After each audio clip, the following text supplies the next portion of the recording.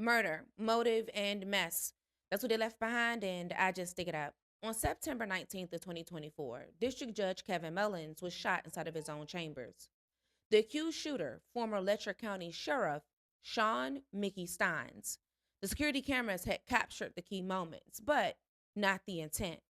Here's the timeline that the investigators in the courtroom records agree on. Stines enter Judge Mullins' chambers. Several people are present. He asks four to step outside, leaving only the judge inside of the chambers. Video shows Stines checking doors and borrowing the judge's phone, and within moments, gunfire.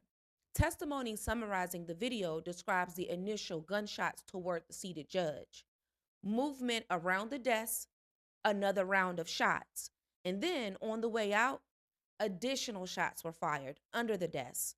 The judge collapses and later dies from multiple gunshot wounds. Outside of the chambers, responding officers had prepared for an active shooter when Stines had reportedly walked back in and identifies himself as the shooter. He surrenders without standoff. What's not in dispute in this case, the shooting happened in the judge's own office.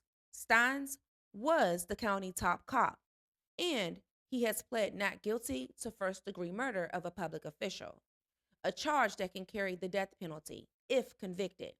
What remains contested: motive, mental state, and whether the grand jury's presentation was complete and accurate.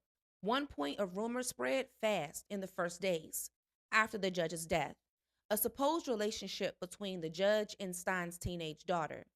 The grand jury's materials now indicate investigators found no records of contact, and that the call to the daughter during the confrontation was placed by Stines using the judge's phone, undercutting the earlier rumor.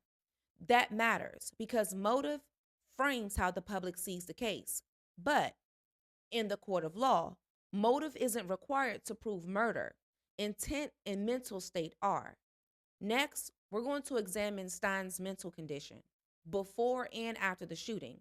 Doctor visits, paranoia, reports, and jail triage that use the phrase active state of psychosis. No noise, just news, with savage royalty.